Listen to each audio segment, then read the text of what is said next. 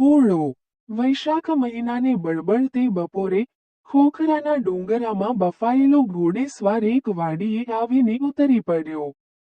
પોતે ને ઘોડો બે પરસેવે નાહી રહ્યા હતા.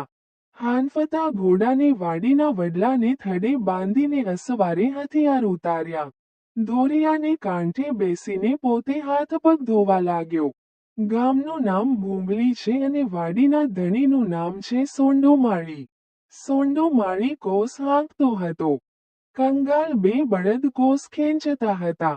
કાગડાએ ઠોલી ઠોલીને લોહી લુહાણ કરી નાખેલા કાંદ, સોંડાએ ઉમેળીને તોડી નાખેલા પૂંછડા, બેસુમાર બગાનો, લોહીમાંસ વિનાના શરીરના બે હાડપિંજર, એવા બે બળદો છે.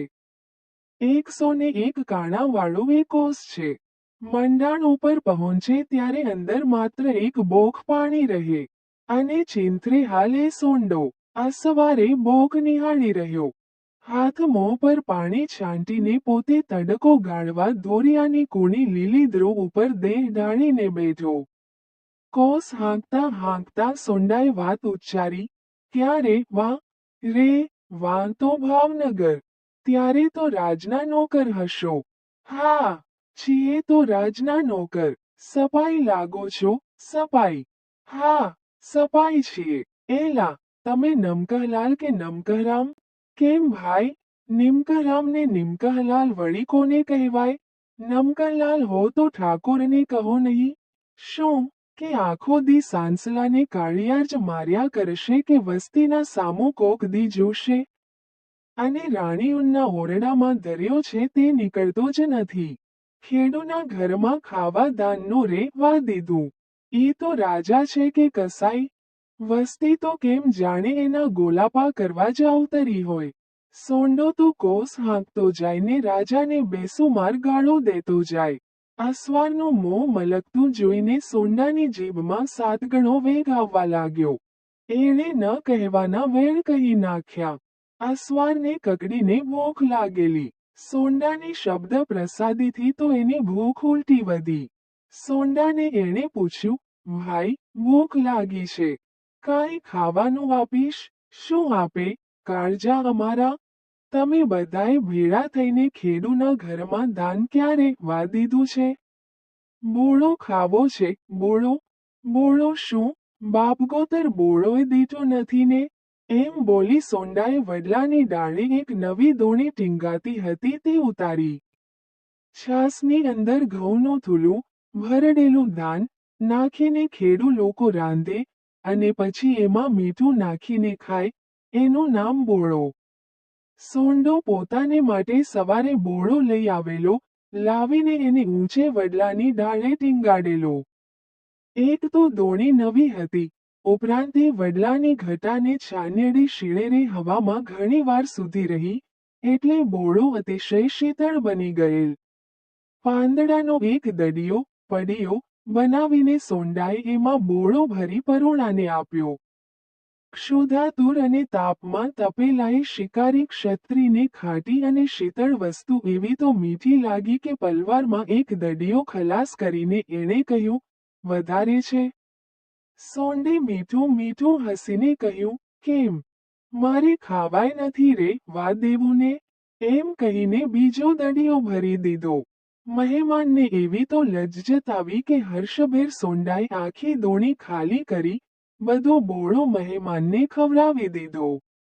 પરોણાનું પેટ ઠર્યું. તેમ દુઃખદાજથી ભરેલા એક ખેડૂતની આટલી ઉદારતા જોઈને એનું અંતર ઠર્યું.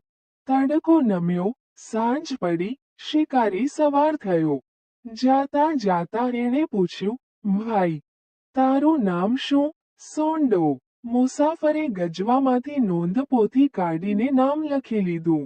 સોંડો બોલ્યો, કેમ, બોળો ચાખીને દાનત બગડી તો નથી ને? નામ શીદ લખ છે, બાપા. હસતા હસતા અસવાર બોલ્યો, ભાઈ, ભાઈ, ભાવનગર કોઈ દિવસ આવશો ને?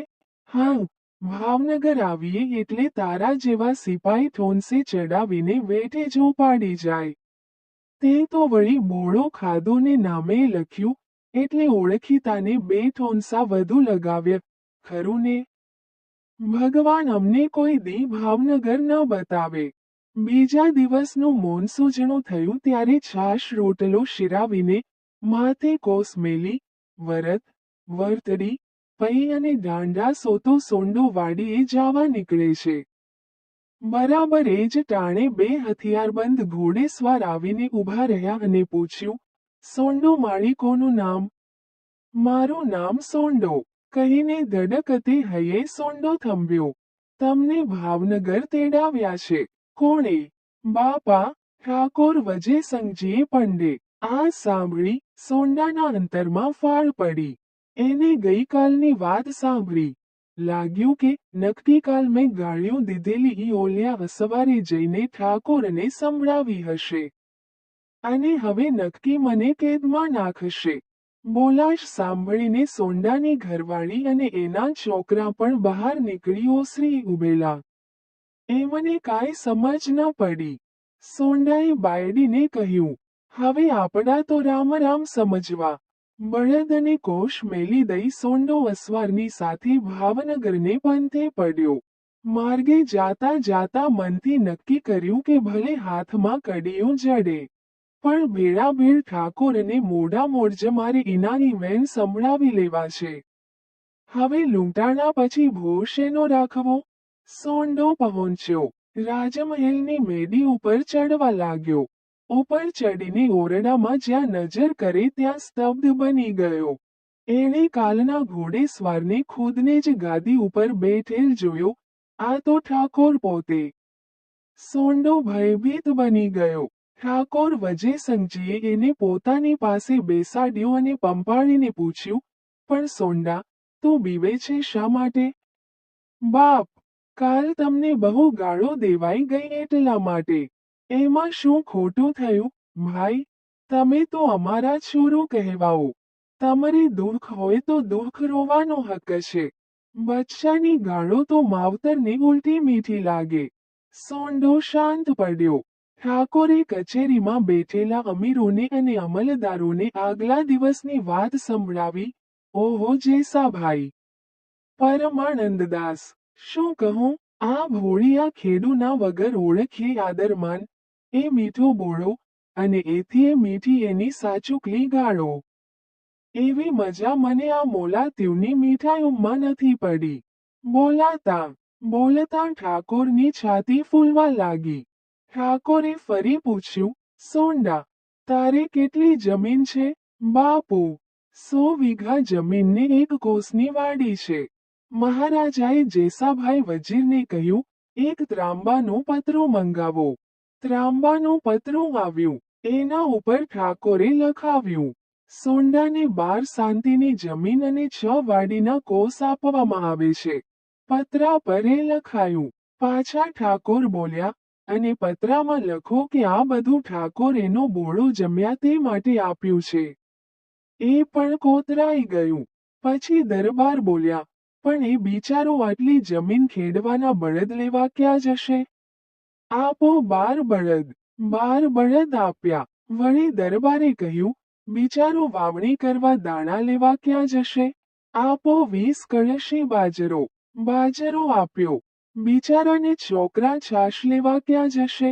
આપો 4 ભેંસો. 4 ભેંસો અપાઈ. રૂપિયા 1000 આપો. માથે મદ્રાસી શેલું બંધાવીને સોંડાને બુંબલી પહોંચાડી દીધો. સોંડાના પરિવાર પાસે અત્યારે એ લેખ મોજૂદ છે. એના પૌત્રો આબાદ સ્થિતિમાં છે.